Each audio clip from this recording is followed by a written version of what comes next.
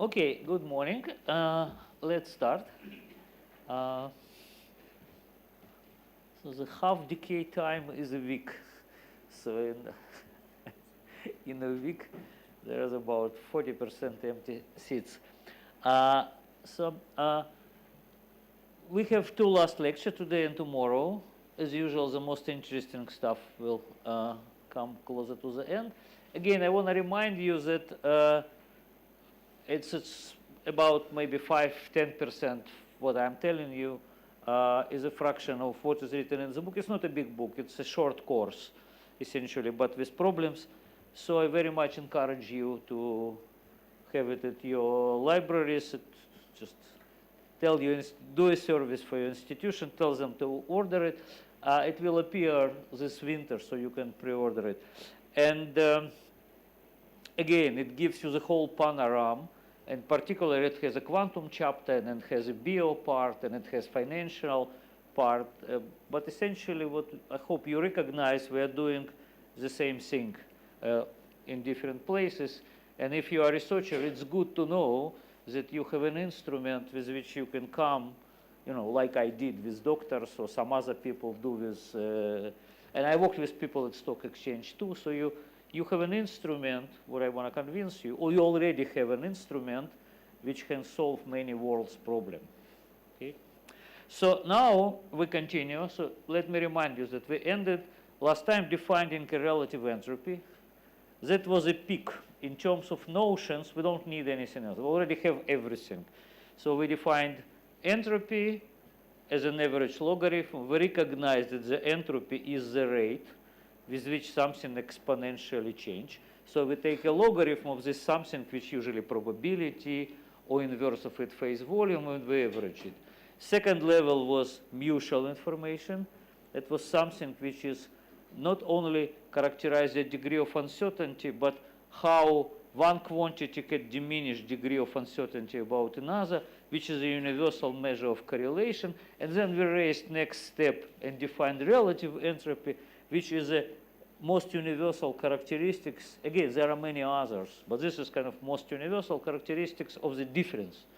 So you do a hypothesis, and relative entropy tells you how fast the data disprove or support your hypothesis. And so today, we naturally continue, and I'll tell you how to make the hypothesis. Because normally, we don't have distribution, right? You get a new system, you look at it, you don't know what is the statistics of, I don't know, you're a biologist, so you look at your cell, you ask, okay, here is this, transcription factor or enzyme. What is the concentration of this enzyme? And it fluctuates. What is the statistics of this fluctuation? You don't know. Moreover, it changes, right? We physicists used to live in a world which is translationally invariant in time. Well, not stock market, not any living being. Invariant means that the same law governs the behavior of the system today and 20 years from now. It's not true about living beings. When I'm 60, the different laws govern my metabolism than at 20. So you get used to it. So you don't know distribution. So you start measuring things. So what today we discuss, again, something which you definitely know. I just want you to see how universal it is. So imagine that you are looking for rho of x. From now on, I will be mostly using continuous notations. So before I use p of I, and then you can always go to continuous limit, consider rho of x, because I'll be doing integration differentiations. Again, I hope it won't be much difficult. If not, you can just look at the text that you have it at the site and see how you do continuous limit. So I'm looking for this distribution, but my data are given in the form, let's say, that there are some function r of x.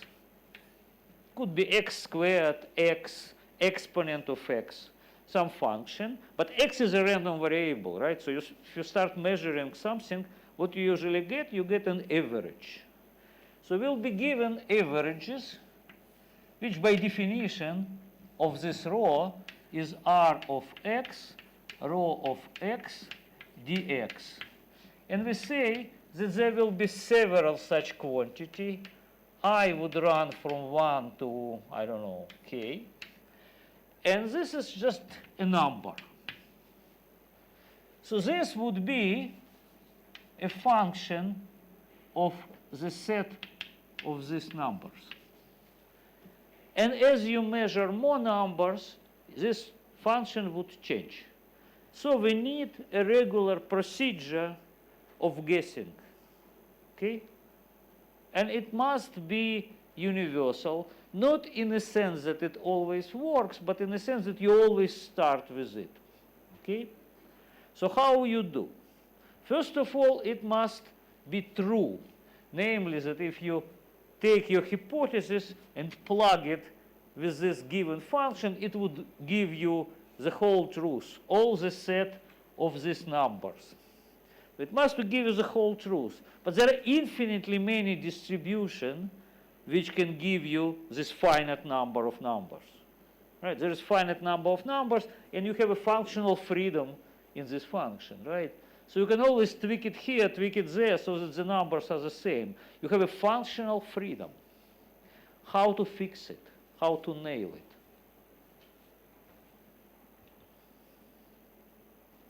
Think about it.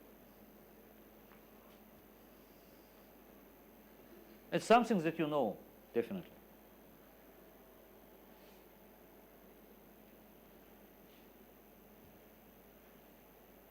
So we are averaging over what in this? We need to find a function which satisfies all these conditions, including the integral of rho of x over dx is equal to unity. And it's not enough to fix it, but we need to fix it. We need to take one function and start working with it. Compute entropy as a function of these parameters, etc. So it must contain this whole truth and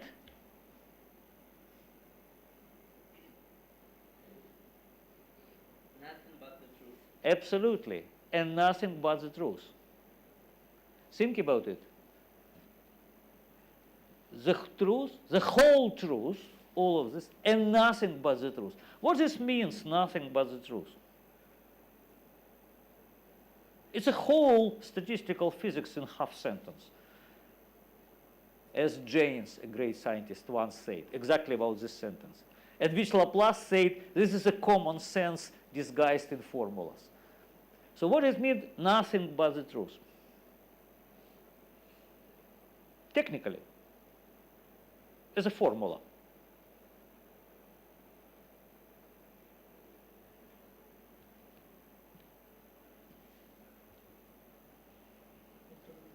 Huh? Entropy should be zero. What? Entropy should be low. Entropy should be entropy. It's about entropy, right? It tells you it must include this information and no other information. You know, this is the truth, you measure it. And nothing but the truth, no other information. What it means, no other information? No uncertainty. Huh? No uncertainty. It means maximal uncertainty. It means that you're missing information which is your uncertainty, must be maximal. Entropy is a missing information, okay? So you need to maximize entropy. That means nothing but the truth, means that no other information allowed. Maximizing entropy means that you really do not even implicitly account for any other hypothesis, right? That's essentially the main idea. It's extremely simple. We were doing it since undergrads or even at high school, somebody. And now I just want to see how general it is. So what we say, there is one quantity, S, and this is an integral of rho of x, logarithm x, logarithm rho of x, dx. And this must be maximal under this condition. Okay? That, from a point of common sense, of course it's common sense. You need to leave as possible space for further data, right? And you also need to be honest. Maximal entropy means that nothing is counted except what you really know. Did it sink in? So, but I understood that entropy is basically a measure of uncertainty. Entropy is a measure of uncertainty, which is precisely missing information. Information we defined as an uncertainty which is eliminated. When you learn something, you ask how much I learned. You ask, what was the uncertainty before I learned it? And that's entropy and that's information. So when you really say nothing but the truth, you don't want to account for any other information. You want to maximize missing information. So maximizing entropy means we want to know what we don't know. We want to leave as wide as possible for what we don't yet know, which we will learn later. You want to leave as wide open the future possibilities. That's the maximum of entropy. I really want you to see something which we learned in 19th century in thermodynamics and used to think. I grew as a student thinking that this is something which characterized thermal equilibrium. And what we learned about maybe 70 years ago, that was this big conceptual revolution, mostly related to a guy named James. But there were other people who really explained to us the whole generality of it. Of course, it's totally general, right? And now we understand the simple meaning, operational meaning of it. And that's what people all over the world in their labs use every day. Let's see how it works. So, of course, you use what is called a method of multiplier. So you do a functional. So you say that you need to take a functional s plus sum over I, add with some unknown factors your ri's thing, which means that what stands here is an integral over dx, rho of x, entropy is a minus, never forget to remind me about it, minus log, well, let me use this for convenience because this is more, minus sum over lambda r of x I, okay? Good. So now this functional, you need to vary with respect to rho. You need to vary it with respect to rho and require that it's 0. Right. That's what's called Lagrange method of multipliers. That's how you look for conditional extremum. That's you know, right? So now when you vary it with respect to, when you vary rho with respect here, that will just give you unity. It would be your normalization factor. When you vary here, you would get logarithm of rho plus sum of a lambda I Ri of x equal to 0. So what you obtain universally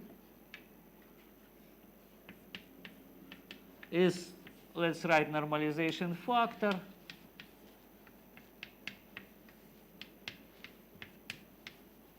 end of story. Well, z is equal the integral over dx exponent minus, well, z is a function of all lambdas.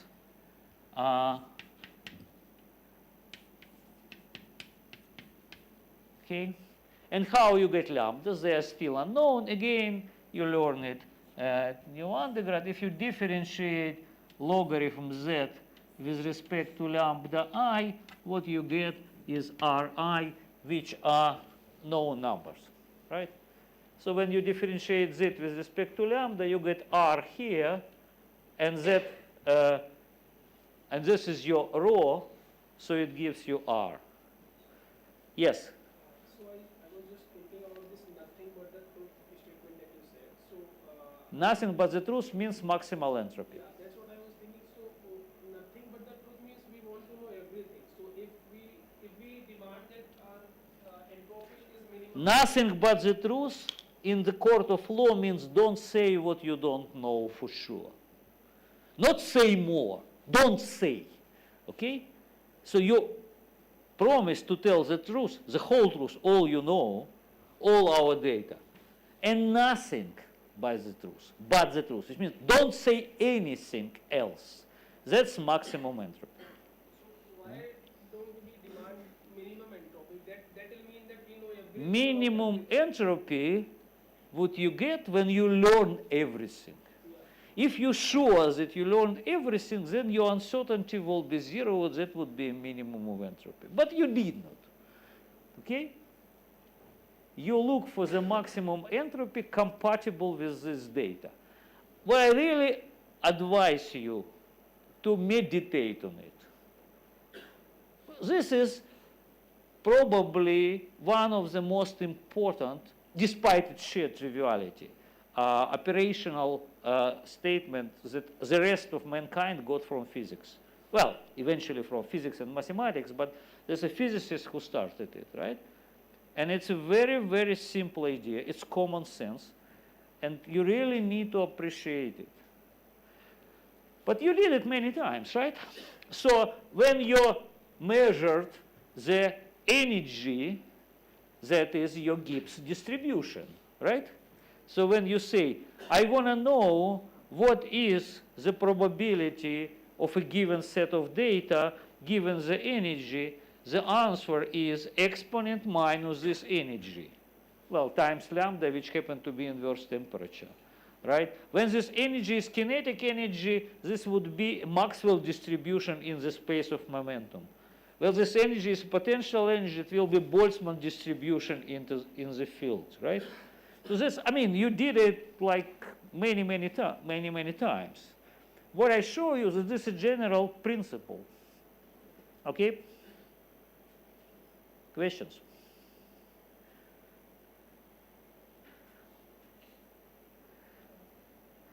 Also, yes. Speak louder. Do we have mic? Because I want everyone to hear. Or you speak louder, or you take a mic. So when we are defining this coefficient, which we call this lambda, basically. Yeah. We Take a mic.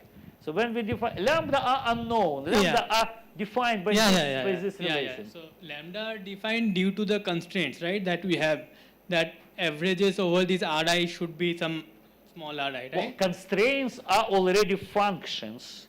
The form of this function defines the form of this probability. It's always what you measure is in the exponent. Like Landau used to say, money is in the exponent. It's always there. What you get, these numbers, this is already a numerical factors given averages of it. Okay? Yes, but when we were defining that function, we are not explicitly mentioning the constraint, right? That these averages should be small Ri's. This constraint, Yes. that's a constraint, right? Because without this constraint, what maximizes entropy? You didn't measure anything. What distribution has maximal entropy? Let's start from this, okay? What? Uniform. Uniform distribution has, that's your microcanonical distribution. No information. You did not measure anything. You know energy, which means you know on which surface you are. What is your distribution? Constant. Now, you start measuring, it starts being non-constant. You measure more, it will be even more non-constant. Okay? All right. Good. More questions? Okay, good. Now, you see that it's totally uniform. Namely, that could be current. Okay. It could be momentum, average momentum of electrons. That would be current. Okay, so then it would be current. That would be exponent of this current in your thing, right? And now you can take this distribution and compute this entropy, and it will be an entropy as a function of R1, Rk. It's like entropy as a function of energy for Gibbs distribution, but for other distribution, it would be other functions. Every time you add something, you measure some k plus 1 more quantity, what you expect with this would be an other variable added to it. What do you expect with the numerical value of it to happen when you measure more and more and more variables? It would go down and down and down because your uncertainty is less and less and less. Your whole truth that you know is more and more, your uncertainty is less.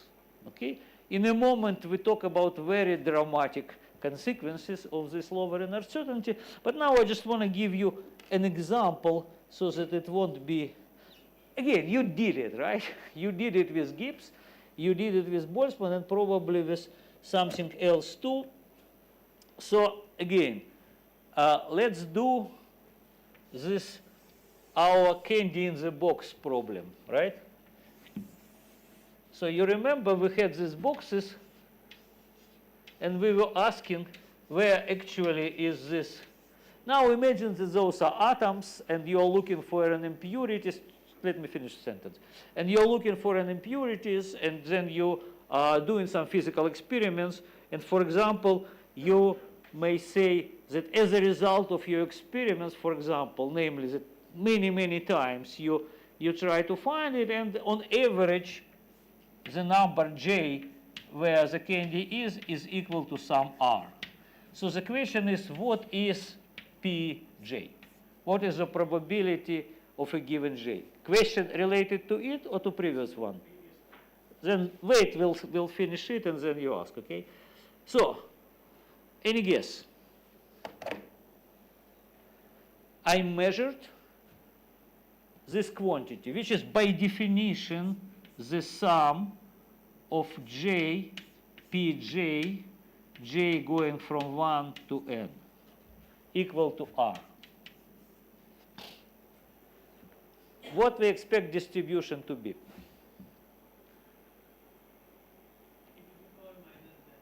Huh?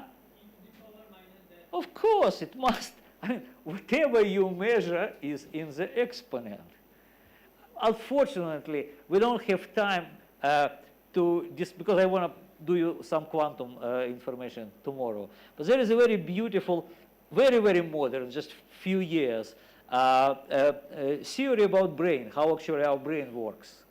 Okay, and in this, it's called active inference approach. It's just last year the first book appeared for this. It's called free energy approach to perception. Maybe I'll later today say a few words, but cannot do. So you can look in the book how actually, I mean, in this, it is this general principle that whatever probability you have, a logarithm of it is your measured data.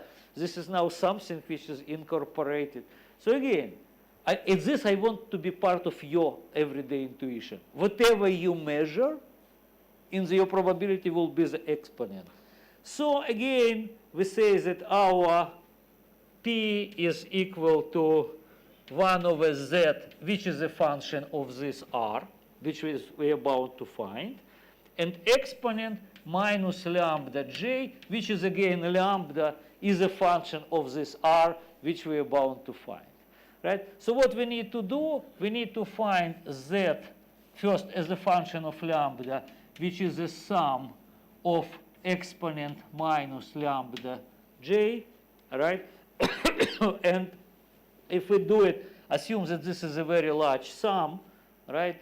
So that not to bother with the finite. So it's kind of a very long letter that we get that this is 1 exponent lambda minus, this is just a geometric progression that we sum, right? So now, if you would differentiate dz over d lambda and require it to be r, we express lambda through r, and let me give you the finite answer. So z is, if you define quantity which is r, 1 minus r, and call it p, then your pj is p in the power j, of course p is less than unity, and the factor here is just 1 minus p. So that's your probability distribution. Of course, it's exponential, etc. Imagine that now you do different things. You take this lattice and you scatter a light on it, like Raman did. Okay? If yesterday we've been to the museum, it's a very impressive museum, really.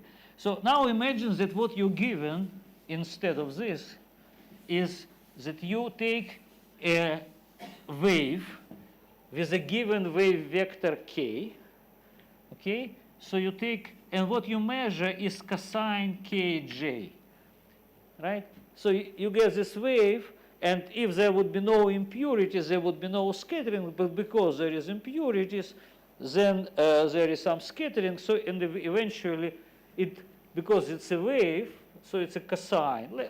You can take sine, but let's assume that the phase is such. So what you're given this, and it's equal to r. Well, it's less than unity, your r must be, let's say, 0.3. What's the distribution in this case?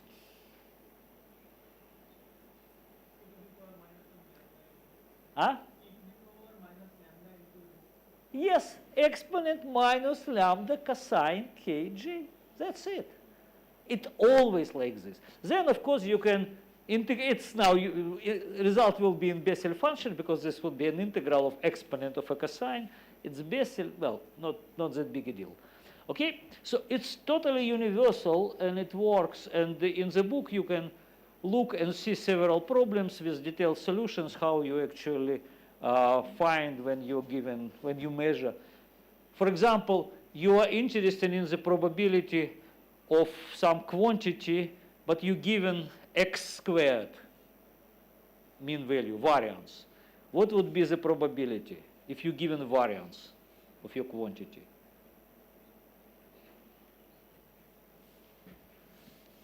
So you measure x squared average. What would be the probability?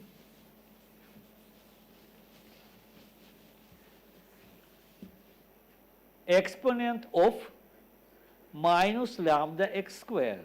Well, it must be normalizable, then lambda must be positive. It's Gaussian. So Gaussian distribution from this viewpoint appears when you measure squared. Okay? Now, let's make a step further and say, okay, when I measured how much information I received. So when you add an extra quantity to this S,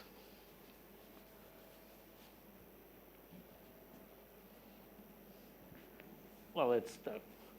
So you have some S of rho, but after measurement, you have S of x under some new thing. So what is the information that you receive?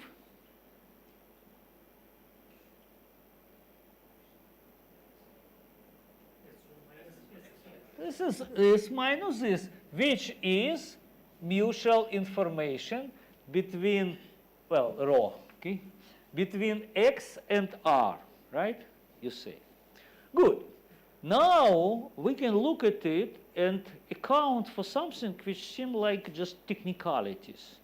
Namely, that the system with which we work, not necessarily in equilibrium, right? It could be current, or it could be something else.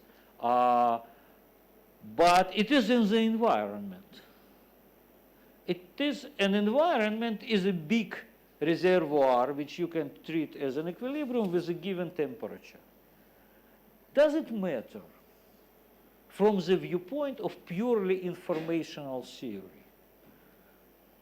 That question was first asked by Maxwell, and that's how he invented his Maxwell demon.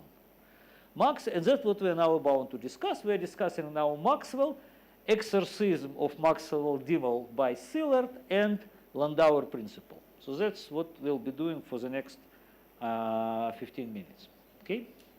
So what now I am saying that somehow this big elephant in the room is a temperature. So whatever I do at a finite temperature.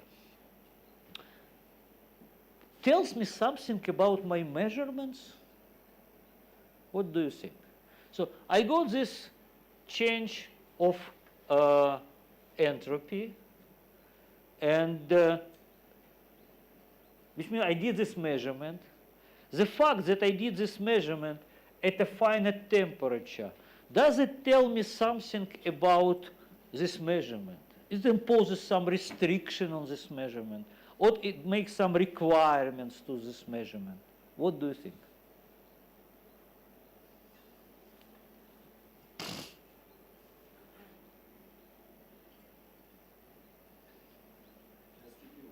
Huh? It has to impose some requirement, right? Which one? Speak louder.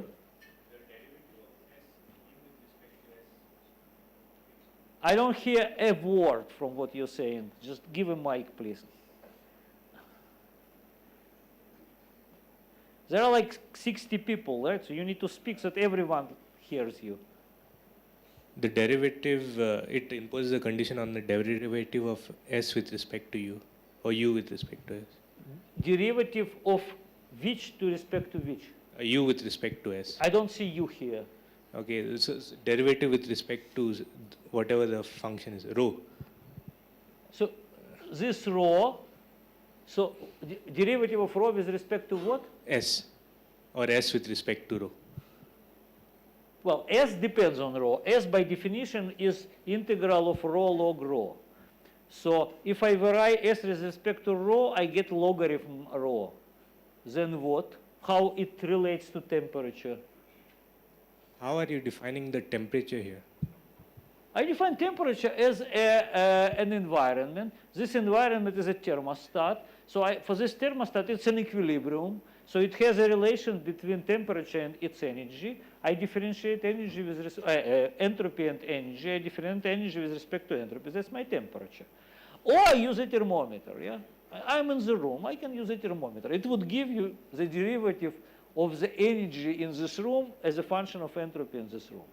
So the temperature of the environment is a very well-defined quantity.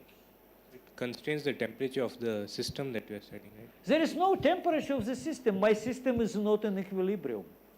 Oh, okay, okay. What I'm asking you now is not about, my system has a distribution which is whatever, is a result of all measured quantity. It could be in equilibrium, could be not. But when I'm telling that every measurement lowers entropy, but I'm at a finite temperature. Temperature is the magic number which turns bits into joules.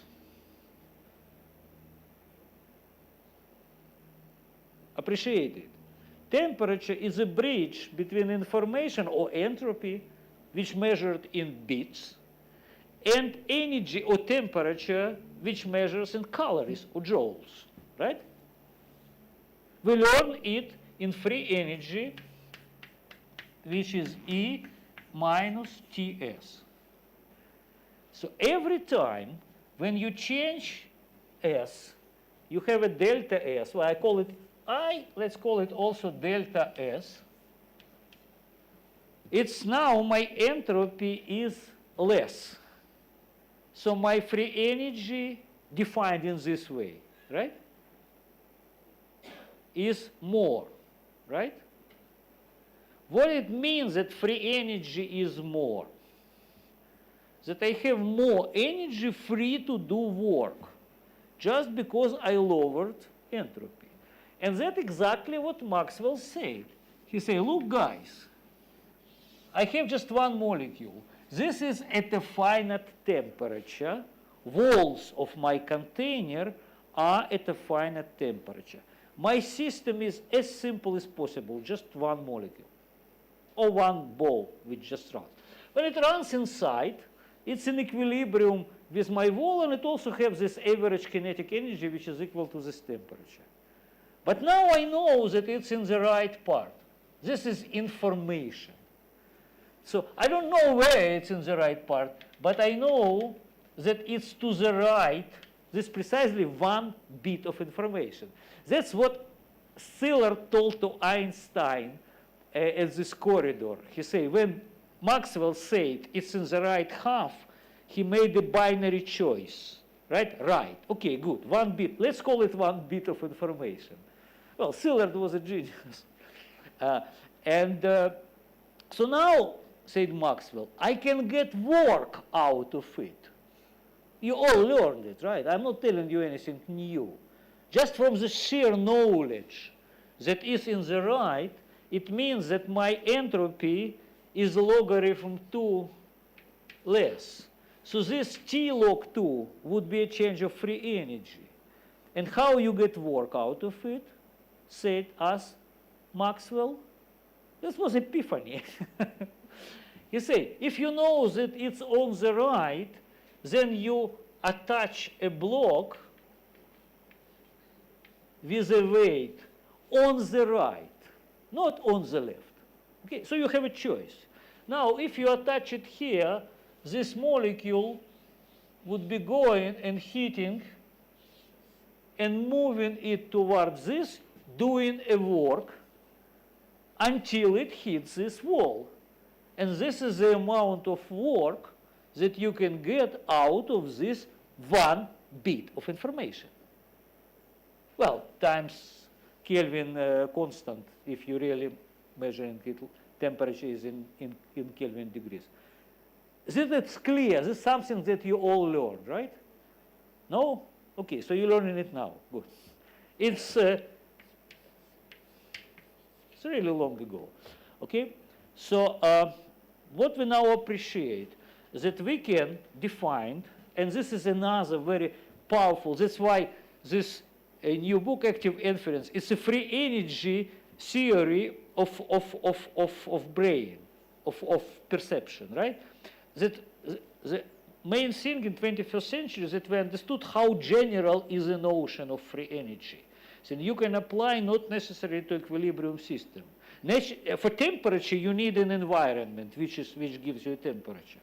Okay, so what we're telling now is that if this is less, then this is more, and this is work you can get out of it. But sorry, the first law of thermodynamics tells you that you need to spend that much work to get this measurement, to get this information. You see? So this is one bit. If you measure it in bit, it will be just one. Log would be 2. Okay? So to get one bit, you need to spend energy proportional to the temperature of the environment. Okay? So this is the first principle, and that was essentially the exorcism of Maxwell demon, which Szilard told you, that it just tells us a simple thing. Any measurement costs energy which is proportional to temperature. Of course, it was totally impractical 100 years ago when they were talking in this Berlin corridor, because usually our measurements cost much, much more energy, right?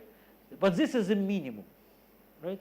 So if you eliminate all the friction in all your measuring devices, etc., and you do it kind of cleanly, etc., just the fact that it has a temperature requires this. Okay? Yes? Give a mic. Do we have now only one mic? So it's behind. Yes. It's off. So instead of one pulley, I put two pulleys. One on the Huh? left. Instead of one pulley there, I put two. One on the left and one on the right. Now, irrespective of me whether I know where the particle is, I can still get work done, right? Because Yeah. one of the sides are going to move. No, but then other side would move down. If you put right and left, then when it moves, this would move up, but this would move down. Because now they are both attached to the wall. Look, if you take this also attached to the wall, as the wall moves, that would move up and that would move down. You did not get any energy out of it. Sorry. You need to decide which will be moving. If you attach both, then both will be moving. Then there will be no work day. Okay? The movement of the partition is where the work is done, right? The moment of a partition, so if the partition has this attached, then motion to the left would move it down. So, So if you don't know where is your molecule, you attach both, then no motion of the wall would change energy, because one would move down, another up, one moves down, another up. if I don't connect the pulleys, If you don't connect, you already use information which not to connect. When you decide that you attach both, but you don't actually attach this, that's precisely the decisions that you make. Okay? More questions? Yes? How does temperature acting here? How? Does temperature playing role in this system? How what? Temperature. Good question. That's what we're about to talk about. So first part trivial we already discussed. So if you do your measurement at a finite temperature, there is low bound on the energy that you need to spend. That saves the first law of thermodynamics. But now the good question. So what is the how actually, because look, when it starts hitting this wall first time, the wall starts moving. When it hits the wall the second time, it hitting a moving wall. When it hitting a moving wall, your particles start losing its energy, right? When it moves faster and faster, there is nothing else here, right? No friction, no anything. So you ask, where the hell my particle gets its energy? Because eventually it would be losing energy and it would be gaining energy, right? If it's a purely mechanical process, particle and wall, then it would hit it until they would have an average same velocity, then it stopped hitting it. And now temperature helps. How? What is temperature, by the way? Where temperature comes from? From the wall, right? Walls have temperature. So what Szilard realized is that every time your particle hit a wall, it equilibrates with the wall and gets its average kinetic energy restored back to the temperature. That's what allows you to do this work and move it, right? So it's not purely mechanical process. The particle is in a contact with a thermostat, which means that with the walls, right? Which means that it always has its mean kinetic energy equal to temperature. And here we're in a big trouble, because now we violate a second law of thermodynamics. We get work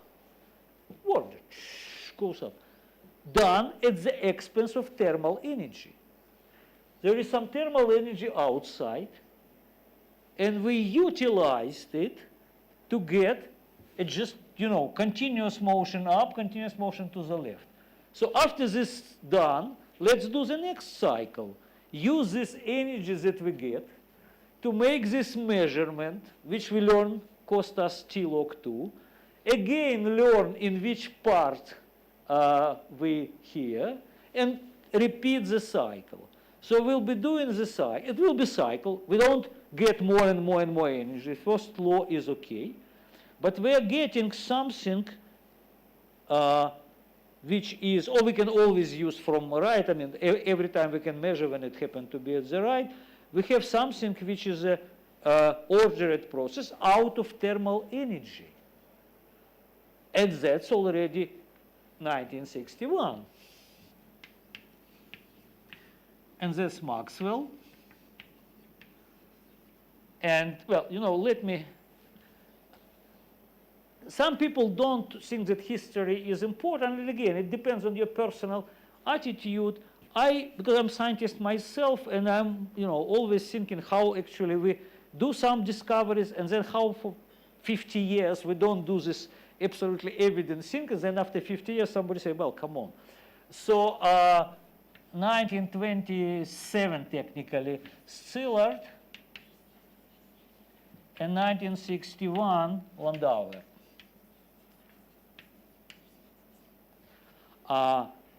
So Landauer asks this evident question, which Maxwell could also ask, and Szilard, and Einstein. So what the hell? How we can really do this, you know, it's what is called perpetuum mobile of a second kind, right? So we have something like moving and moving and moving using a thermal energy of a reservoir. What's wrong?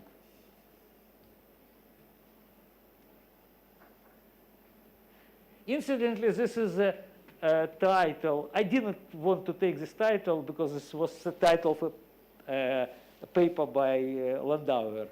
But then the publishers say, okay, nobody knows who is Landauer. This was like, I don't know, 80 years ago, etc. So they choose it. But I mean, the title is nice, but it's Landauer who first coined, as I said, information is physical. And that very much inspired me and hundreds of people. So what's wrong with this cycle? Just measuring, getting.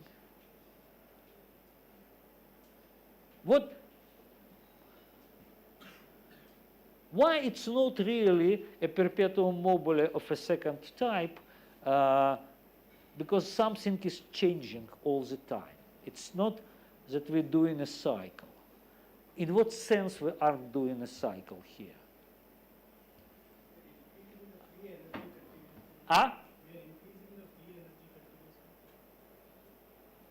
Yes, in a sense, this is the right answer. But how?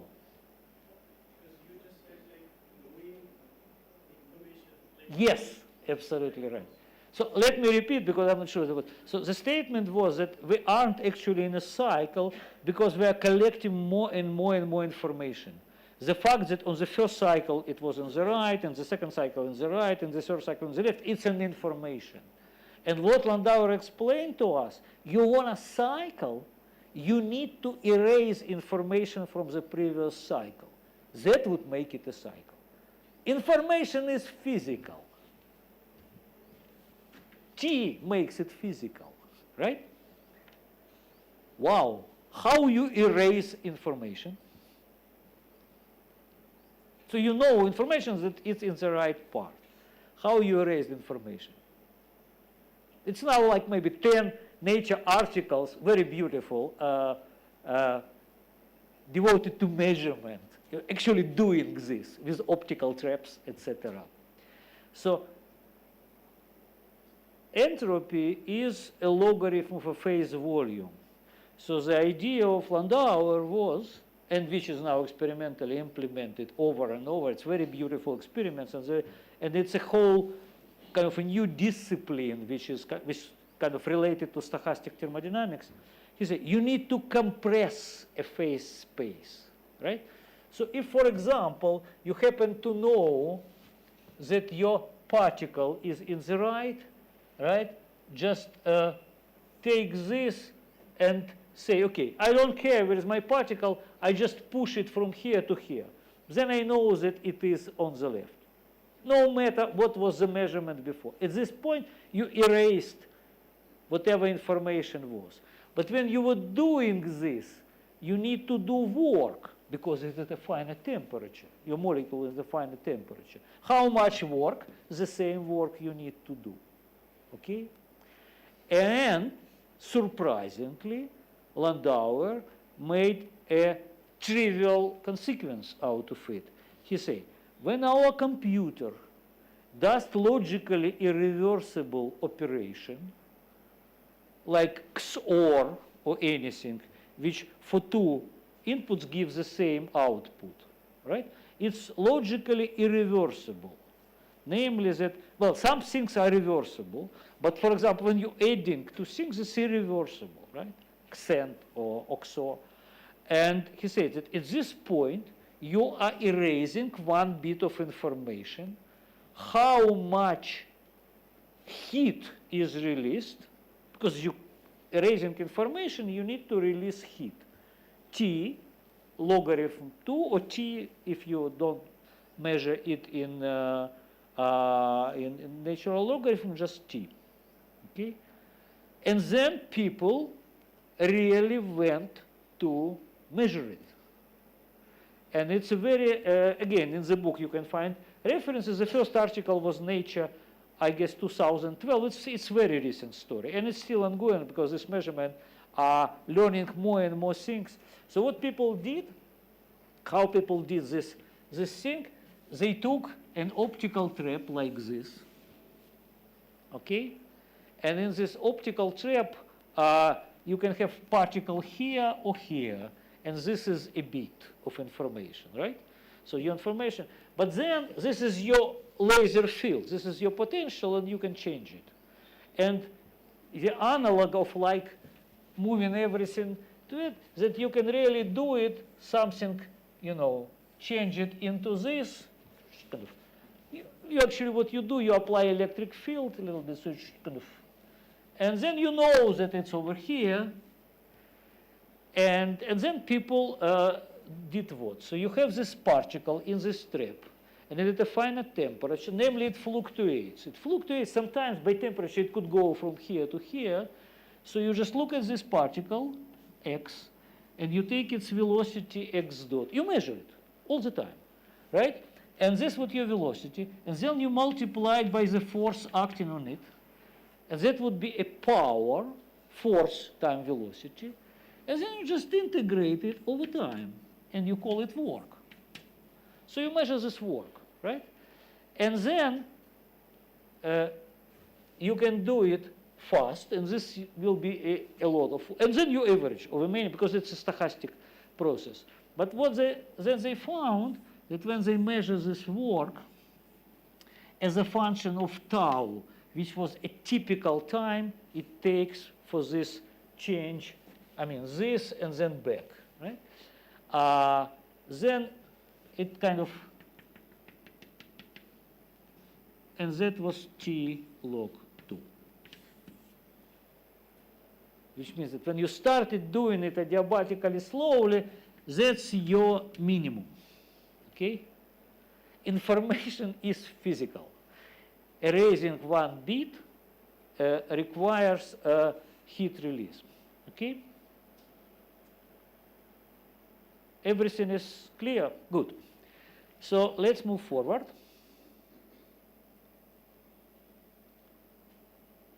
It's now called Landauer principle. And I'll skip, because I want to move forward, I skip this all the Landauer, so you can find it in the book, or you can actually read the Landauer paper of 61, where he explains that for this cycle, the whole price of it is, of course, mutual information. Because the mutual information is the difference of entropy before the measurement and entropy after the measurement. It's a beautiful work.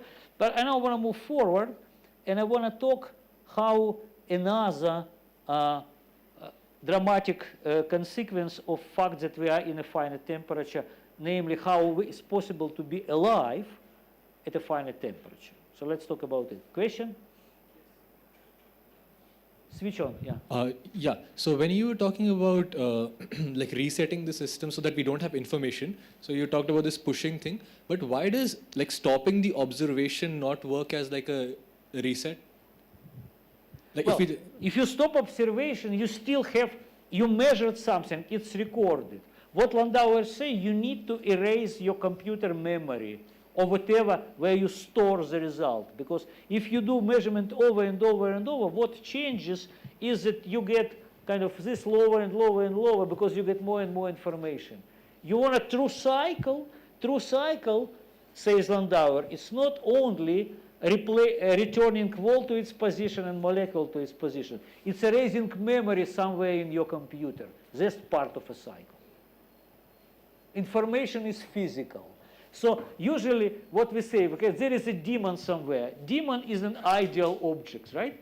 And we say that it does not have internal structure, but any measuring device stores memory somewhere. What Landauer say, erase it, okay? And he suggested a particular way to erase it just here in this physical system. So whatever it was, you just compress it. But generally, it could work in a very, very different way. Okay, so now what I want to talk the remaining half an hour is about life. And what do we need to live? Well, some people, normally answer, we need matter, we need to eat, so we need some matter, and we need energy, right? We need some calories.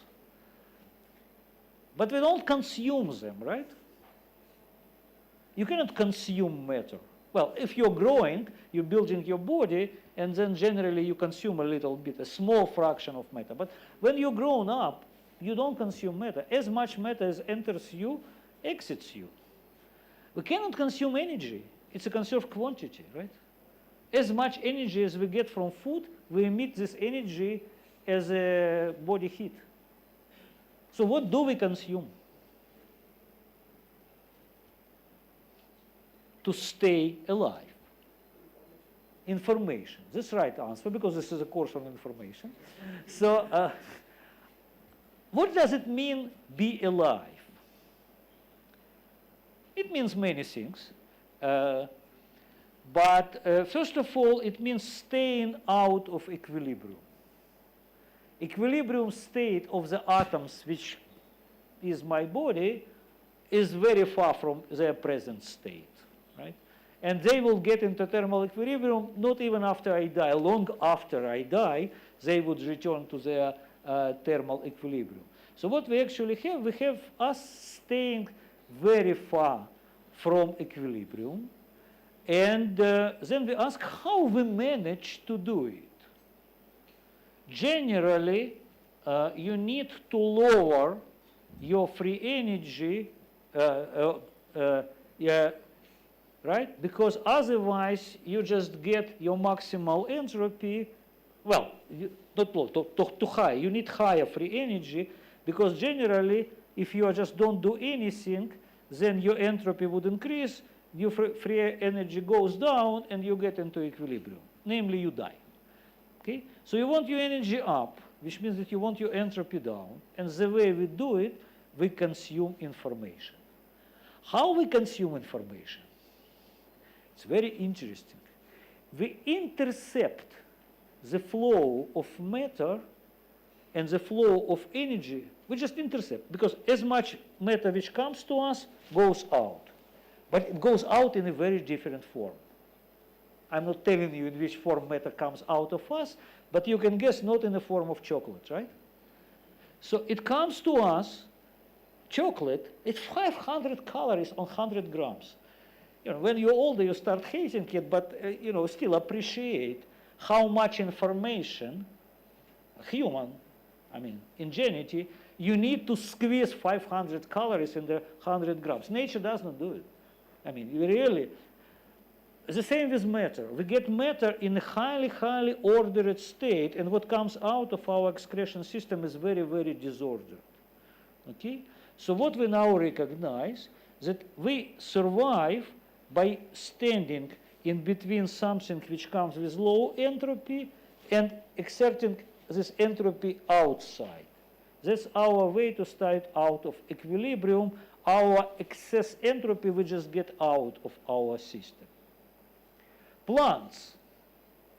How plants manage to do it? They don't eat chocolate. They get their energy from sun. And they then, so they get energy from radiation, and they get it out also by radiation. So how the hell they stay alive?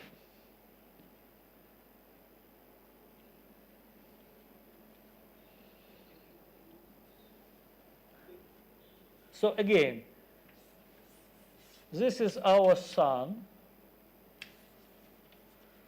and it gets some Q1, and that's whatever you do, and that's, let's say, you get all of it, and that's Q2, and that's T2.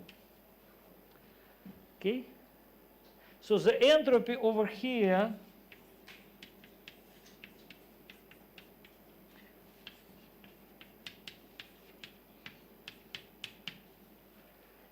if you have a perfect conservation, namely Q1 equal to Q2, as much you've got, well, you actually do some work, you pump some water out of your roots, which means that this Q2 is a little bit less, but it's even, it's kind of negligible on scale. Why a plant stays alive?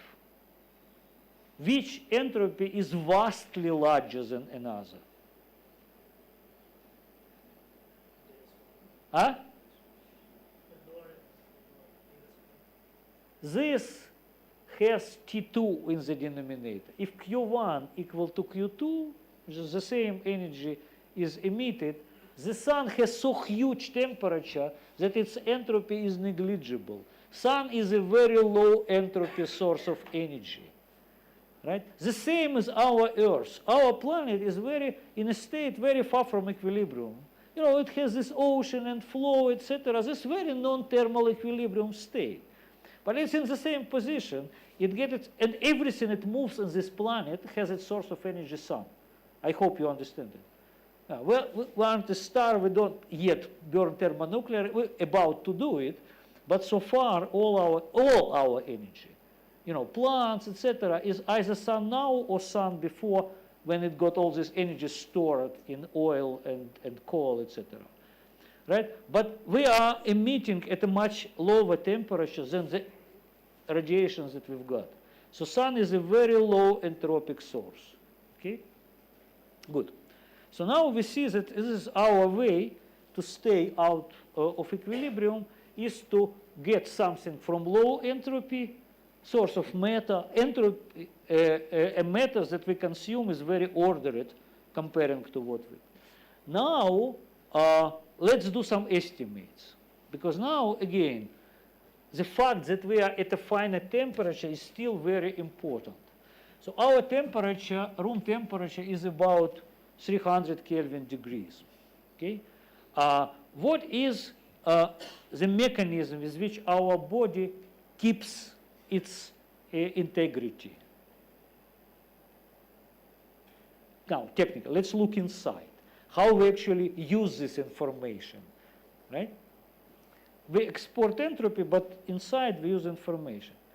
We use two ways, brain and genome, the two things which really work on our body, keeping it out of equilibrium. How genome works? It always reproduces very special macromolecules which temperature try to destroy, right? So you have something in thermal equilibrium, thermal fluctuation try to destroy things, and our body need to reproduce all the proteins with which we are built, all the proteins which are used in all this metabolism, they need to be reproduced all the time. Okay? How faithful is this reproduction? It's typical energy in which this information is stored, we already discussed, by bases, right? So this A, G, T, they are related to its complementary parts. So you have one and you have another, and you have this complementarity. This hydrogen bond, which keeps them, and it's about 3,000, 4,000, 2,000 in kelvins. If you ask what is the typical energy of a hydrogen bond, it's like this. So what we say is that we have E over T about 10. So if we would be in thermal equilibrium, the error probability would be, according to Gibbs, E over T, which would be E minus 10, which would be approximately 10 minus 2, like 1%. It's totally lethal. It's deadly. If every hundredth protein would be wrong, and this is not account for that we have translation, transcription, and in the ribosome, where the analysis, we have these errors added. Okay? So what is the mechanism by which we can avoid this rate of errors? This rate of errors would be if we were in a state of equilibrium. The nature avoids this state of equilibrium by doing exactly what Maxwell-Demon does. It's called kinetic proofreading.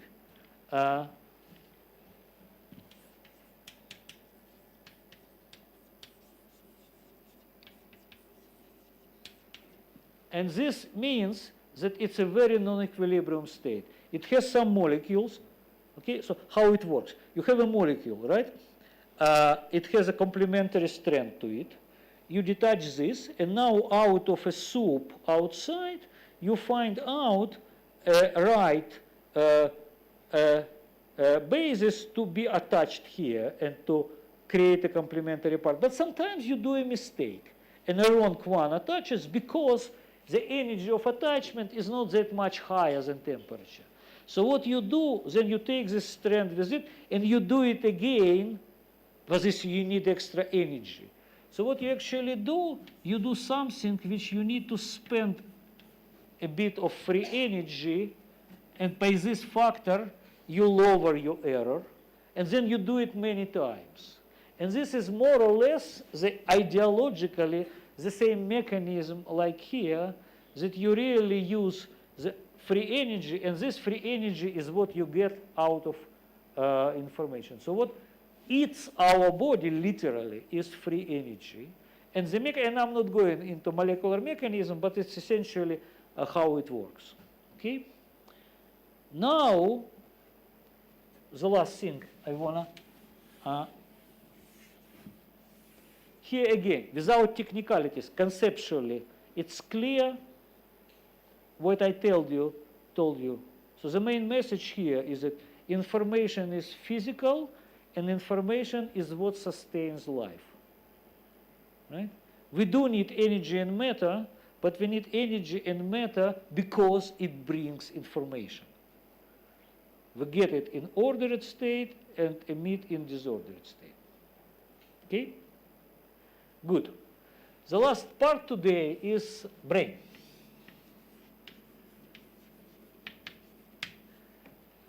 I'm telling you a lot of things because I'm trying to be panoramic, right? So if you want to go deeper into any part, you just look into the text. So brain.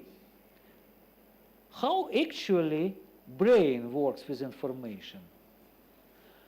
The genome is apparently digital, right? Is this age, there are 4 bases, etc. There's definitely something which you can clearly explain in bits. Brain work in pretty different ways, and we're still learning it out. But some things were discovered pretty early, and they really, in a sense, gave a huge boost to the application of information theory.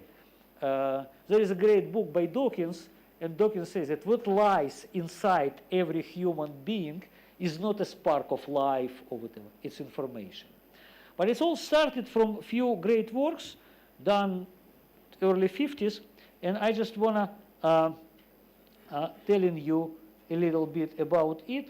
Just let me find out, because I forgot exact years, and as long as I'm giving you, yeah. So that's Hick it's 52, and Hyman 1953. So let me tell you, and I find this story fascinating. These experiments, simple experiments in the lab. It's about how human brain works. So you are given a number on a screen, and you need to say what is this number. Okay. Well, there's something that people and then what you can measure about it. You experimentalist.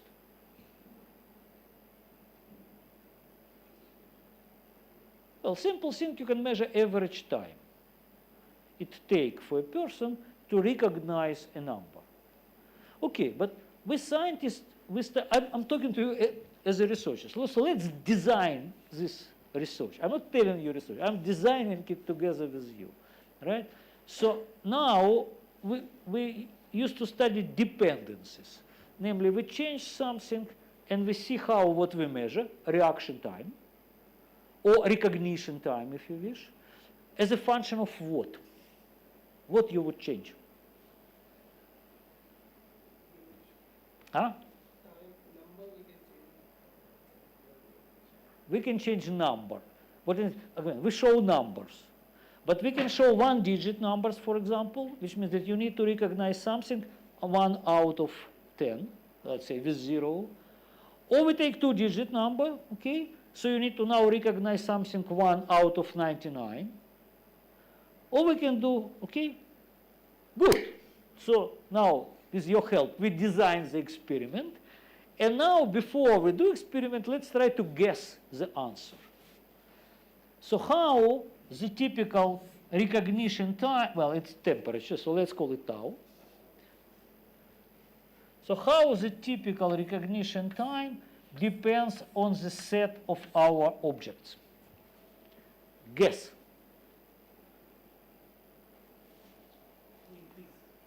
Oh yes, absolutely, it will increase. If you need to recognize object out of larger set, then your recognition time on average increase.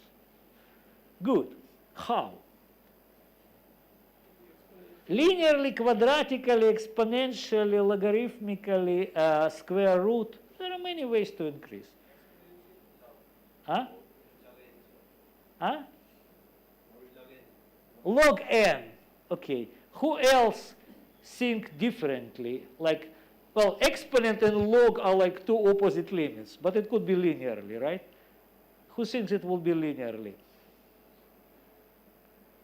Depends. Yes, I think if the things we are trying to learn are totally different, like one-digit number followed by two-digit number, then it will be something like linear. But if it is of the same type, this will go as log n. Very good. It's also, you can do this test differently, namely, people in the restaurant give them a menu, and they're looking for some item in this menu, how much time they were looking. If this menu is disordered, namely you put desserts, main, starters, etc., just in arbitrary order, then time would grow linearly with the size of the menu. But if your menu is ordered, then logarithmically. If you are given numbers in any disordered way, it's linear. But if you know that the numbers would be given all of the same type, namely the 3-digital, etc., then it's logarithmic. And logarithmic, as we already learned, is because it's done by subdivision. First of all, you recognize that this number is like 2-digital, that out of 2-digital now you don't look for all the 3-digit numbers because there is a huge variety. You aren't there. You already excluded them by one step, right? So you're doing subdivision. And what Higgs found, that it was, for numbers, it was log n. And so they started to suspect that the time is actually proportional to the degree of uncertainty. So this now you have a hypothesis out of your data, then the recognition time, the brain processing time. You're now learning how your brain works. So far, according to Boltzmann, okay, now you want to move to Gibbs. how would you design your experiment? To check that it's indeed a degree of uncertainty.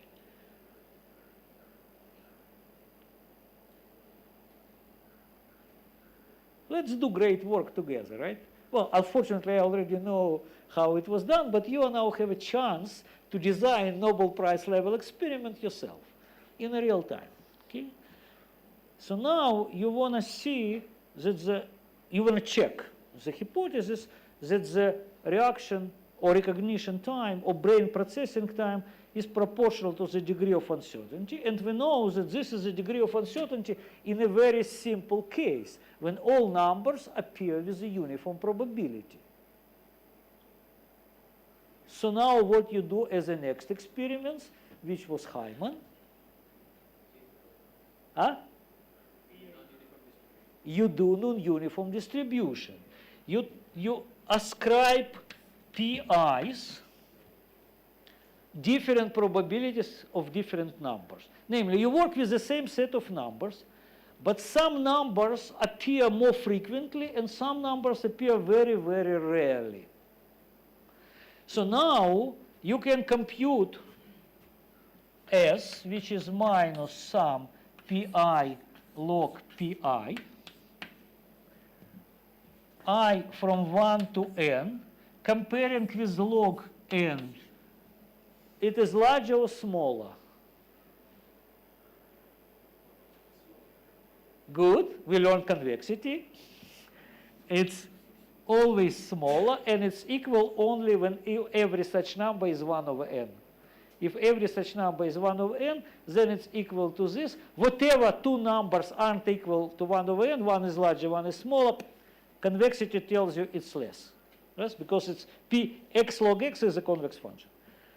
So you expect your time to go down, namely, brain would faster recognize on average, because some numbers, and then, but what the hell, I mean, the brain does not know this distribution. I know this distribution. And so you do experiments. It's really great work, and it's very simple, right? And it's reproducible. I mean, like 99% in this field is totally reproducible. This is a reproducible result. So what you find out is that as you start this experiment, it's still log n. And in about like, I don't know, essentially one cycle. So more or less when every number appears like 2 or 3 times, not 50 times, brains start learning frequencies. And time goes down. And when you do it longer and longer and longer, it saturates on this number. Okay? But it's not the end of the story. If you're really good experimentalist, you always ask yourself, or even theoretician, it doesn't matter. If you're a researcher, it's a part of your kind of mental instrument that you always ask question, how I can turn the tables? That's very, very important thing, right? Because you're always looking like this. And then you know that it would be very good somehow to look like this, or like this. So you would see different things, right? So how we can turn the tables?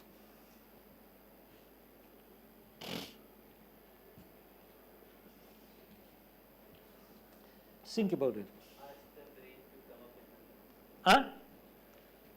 Ask the participants to come up with numbers. Ask The participants to come up with numbers. That's it. Will that imitate PI? that's a good, that's actually a little bit different idea, for which a friend of mine, Misha Tsodeks, actually got his great fame, is giving people a set of, let's say, words, and then ask them to recall this set of words. Okay? And the people would be recalling words, and they were recording it.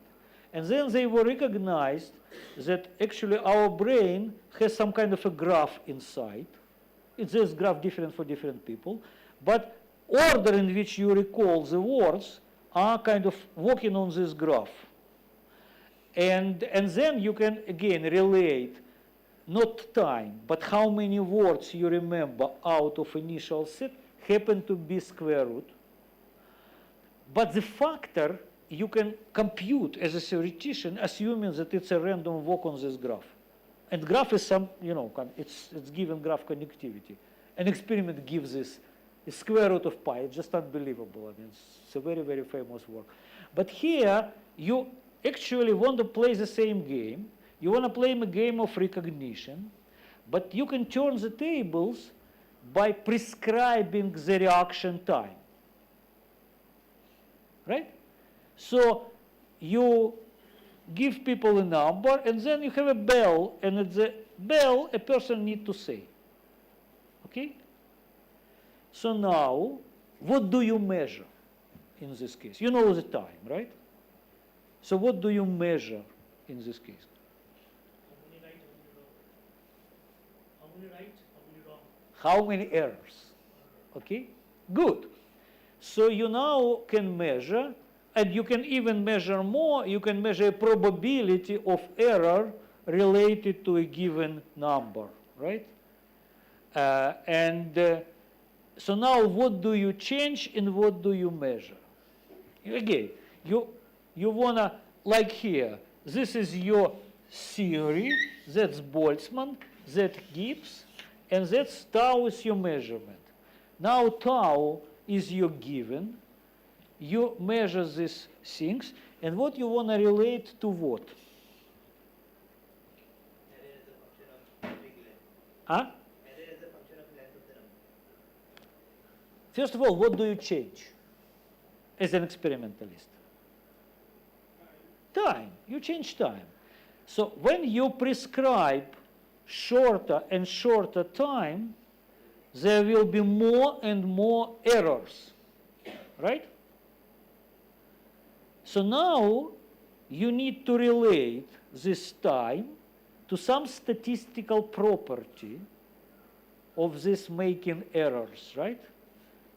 So now you ask, because you already learned that in this case and in this case, the typical time is proportional to the degree of uncertainty, original uncertainty about the number, right? But now what you have two sets, numbers appearing on a screen and numbers which a person produces. Okay? It's like there is B, which is kind of reality, and this is an A, which your device registers. And they aren't the same. Now, this probability of these probabilities are different, and every time A is not B. It could be B or it could be nearby, okay? So there is some kind of a probability of a given B under a given A, right? This is what you're given, and that's what you obtain. At different times, different people would make different errors, so you get a probability. But you still want to relate T to what?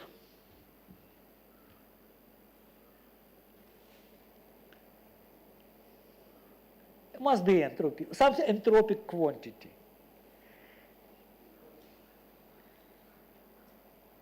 Somebody said something.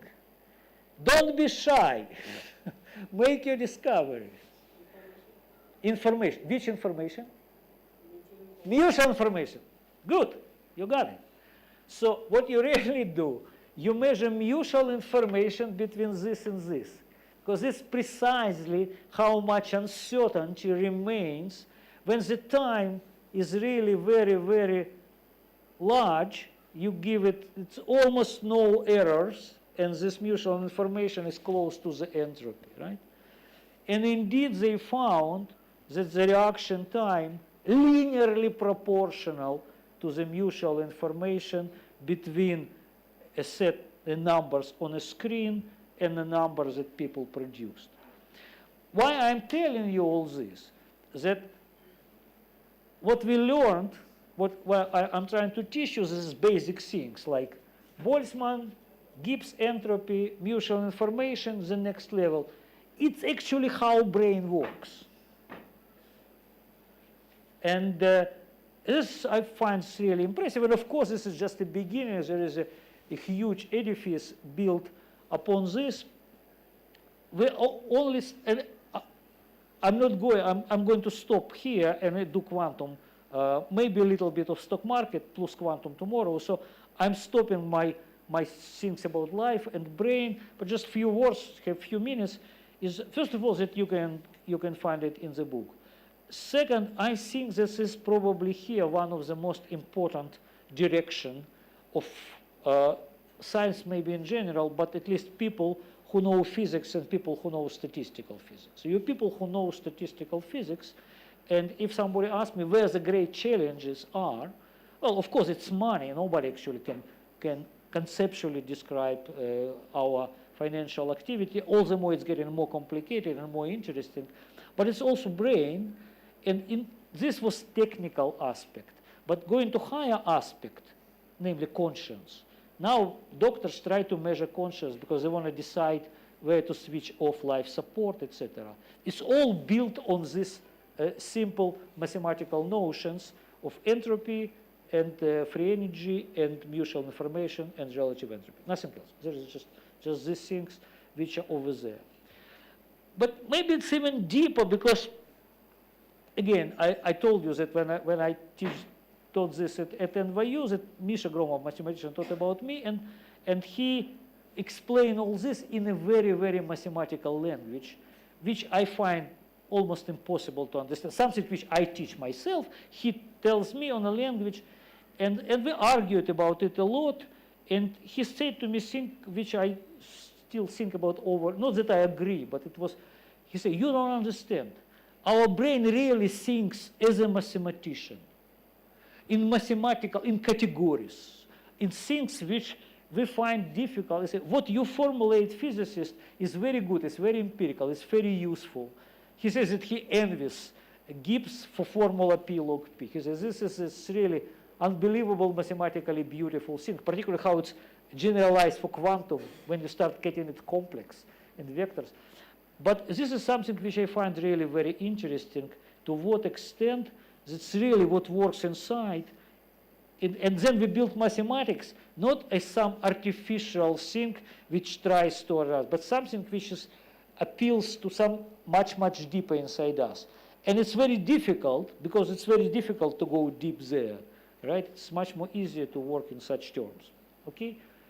Good, so let me finish what we talked today. First of all, I want you to remember the whole truth and nothing but the truth. You can add and help me God, right?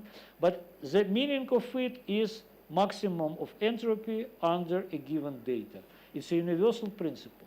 What I did not tell you, and you can find in the book, is an example where it does not work.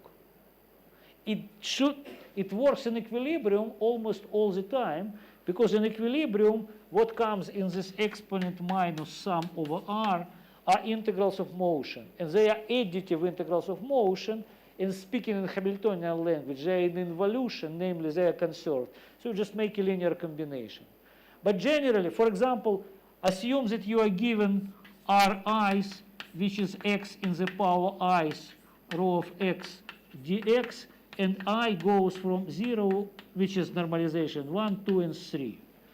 So you expect it to have 4 lambdas, but exponent to the 2 lambda x cube, it's a non-normalizable distribution, right? So not any data, you just, you know, when you gather more data, it could be okay, but because you have this finite amount of data does not mean that this distribution, for example, is normalizable or does not satisfy any other condition. It's always sign definite. So this is a principle which is a heuristic principle with which you start. But I really want to remember you this, and I also want you to remember that life consumes free energy, not free lunches, free energy. That's what we need. And that it operates in this way, which means that most of the biology now is information theory. Okay? Questions?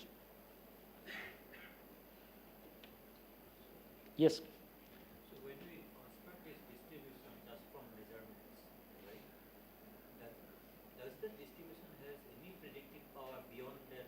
Like for example, if I just measure the mean of something, Yeah. so it will tell Of that course. my distribution is only exponential, right? Yeah, but it's distribution for all values of x. So you can compute any other moment which you did not measure. Yeah, but does those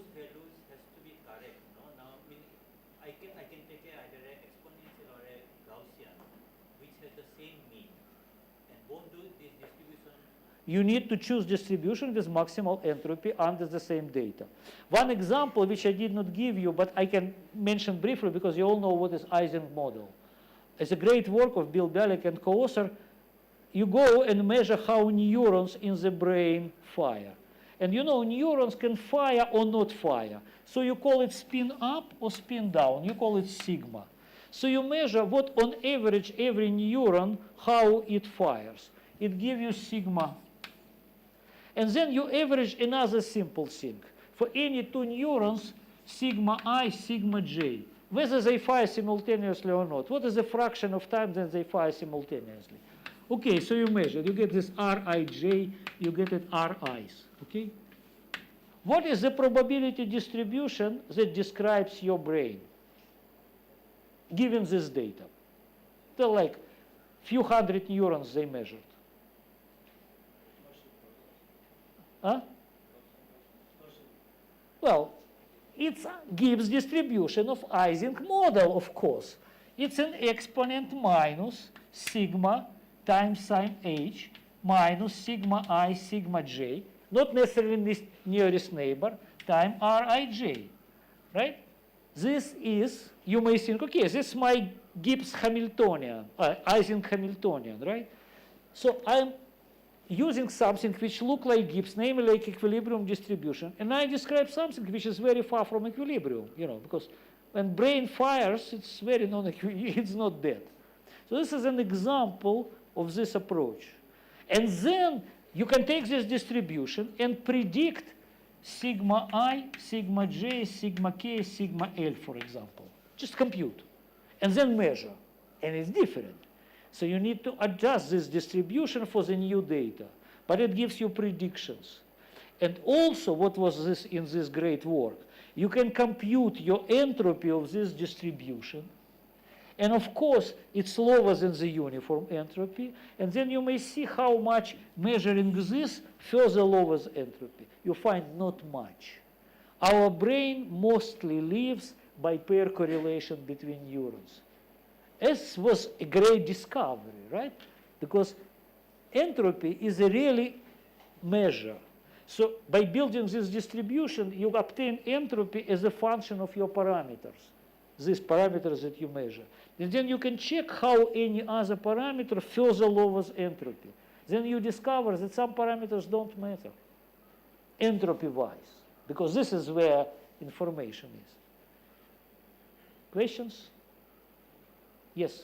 Why are you not measuring sigma I, sigma j, sigma k average? Well, you can measure everything. They actually measure higher moments too.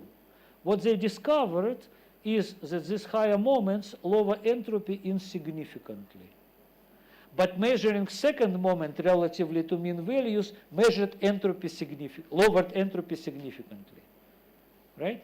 Which means that our brain mostly uses pairwise correlation. And then there was, and it's now a big discipline studying how multi-neuron states, which is conscience, could appear out of mostly pairwise correlations. Okay? Because entropy is a universal measure, or mutual information will be universal measure of correlation. Maybe one thing which I was really impressed, right? So you're a doctor. You want to know whether the given person have a conscience or not. You know, many people think that conscience is some magic category, like when I was a student, your age, we thought about life. There is something about life, like what is alive and not alive is kind of qualitatively different. We don't think it anymore. We say life is, you know, it's quantitative. Virus is alive, but bacteria is more alive than virus because it has this property as this. So now you try to quantify what is conscience. But we all know the state where there is no conscience, and it's not sleep. It's a sedation. Where you go, if you've ever been under the state where you go, I don't know, colonoscopy, you young people. Anyway, something that people did putting in your mask, and then you go out, no time passed. Because when you wake up in the morning, you know that some time passed, which means that you weren't fully unconscious. So what these people this is, a name is Stanoni, it's an Italian, but there's a whole school. It could be in 10 years something different, but so far it works like this. They measured brain activity, and brain activity is huge, of course, when you're when you're unconscious, because you have a body, to maintain. It's a lot of activity. But then you measure mutual information between different parts of the brain, and it's very small. And when you are asleep, it's substantially larger. And when you're awake, it's even more larger. And they use this as a proxy for conscience. And doctors in Italy already started to use it as a clinical measure. Okay? That shows you the power of this thing. It's just, you have statistics of neurons here, statistic of neurons here, and also something in the back where amygdala is. They actually use 3 quantities and a little bit more, but the idea is mutual information. Right? So this is a very collective correlation between neurons from different parts of the brain. So for the first time, we're starting to measure things about many people believe have only religious meaning, but they're just operational. Question? Can you repeat the statement that you made about when this approach of finding the probability will fail? It usually fails when you measure things. For example, in this particular case, where you measure moments 1, 2, 3, a third moment give you exponent minus x cubed, and it's non-normalizable. Or you need to say, well, it's normalizable if my x is restricted. Okay? But then you need to do some other measurement which tells you that your x space is actually restricted from minus something. But generally, it fails where it's non-normalizable. Instead of measuring moments, if I were to measure some other functions, which you can measure functions which could, again, all these functions would come into the exponent. And generally it's okay, because they are all real, exponent of it, it's positive, like nice probability, right? But just the thing which is really necessary is that you have all these lambdas. This would be a set of algebraic equation, differentiation of your partition function with respect to your lambdas give you your measured numbers. It should be solvable, not contradictory. And it's usually non-linear system of equations. They could be self-contradictory, have no solution. Or it can give you distribution which is non-normalizable. So this is 2 cases in which it's very rare, but it happens. Yeah. So it's empirical principle. It's not a universal, doesn't open any door. Entropy mostly locks some doors. Sometimes it opens, but mostly locks. Question, yes? So in the case of brain, so you just told that consideration of this second moment lowers the entropy, right? Yes. So if we go for higher moment, it does not lower that much. So in the last class, you told something about letters. So if you consider correlation between letters in the English alphabet, so if we do not consider correlation, its entropy is higher. So is this same logic? It's the same, absolutely the same logic. Again, let me repeat the question. So for brain, you can measure mean rate of firing, which would be your average magnetization. And it, of course, will give you exponential distribution. It has some entropy. When you measure second moments, namely interneuron correlation, it significantly lowers entropy. The same way, when you take language and you assume that every letter appears with some frequency, then you get some entropy. But when you take into account that neighboring letter have correlation, it lowers frequency significantly.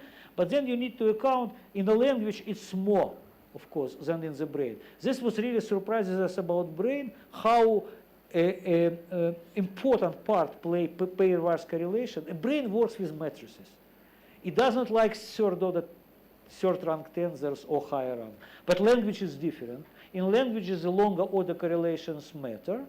And also, what actually lowers a lot entropy of a language, the some combinations of words of letters have 0 probability. Not every combination of letters is a word, right? So just, it significantly shrinks your possible phase space and significantly shrinks your entropy. So it's different, okay? But conceptually it's the same. The more and more correlation you account, the less and less your entropy, okay? This is mutual information, right? The entropy before you account it and after you account. Yes? pairwise interaction the only relevant term? Like We can only speculate. And the general, again, I'm not a brain researcher. Right? I'm kind of for fun, and I'm trying to help these people when I can. But the prevailing is understanding that a brain always learn, right? And so when you always learn, then you compare something which is usually new correlation with what you already stored. So you need to store all these previous things, right? And what it really prefers, it not only prefers pairwise, which means storing matrices, but it prefers to diagonalizing these matrices. What our brain likes, it likes independent components. Namely, he does not like to store even the whole matrix n by n. It wants to store only diagonal, namely that his entries must be independent, so that the correlation. So every time the correlation appears, it would be a signal comparing to 0. So the brain is metabolically costly. Any storage is metabolically costly. The brain tries to be as economic as possible. Okay? And unfortunately, again, I don't have this time to tell you, this is called Predictive Mind. It's actually a book which is called Predictive Mind. And there is another book which is called Active Inference. And there is another very good book. It's all like in 4 last years. It's called Being You. Books like this. That's why I wanted to distill it shorter, so I have a very short section in my book. But it's essentially to what extent our brain always predicts and compare what he obtains in sensory information with what he predicts. You know, when you are in a dark room and you open your eyes, what do you expect? That photon hits your retina, then some signal goes to the brain, and then brain signal sends back. And it's all milliseconds, so it's all measurable. No. When you open your eyes, your signal's already going from the brain to the first generation of analyzer over there and compare with what you obtain. So this is how it works. And it's actually Gelmgors invented this idea in 19th century, but now we start to see that it's called active inference. So that you don't obtain sensory information, and then and to some extent it also explains Higgs and Hyman experiments. Well, I mean, this is a huge world. I mean, I can talk a lot. Questions? Nothing but the truth. Will you remember that it's a maximal entropy? If this would be the only thing that you get out of this course, that would be already great, right? And mutual information. Okay? Okay, see you tomorrow.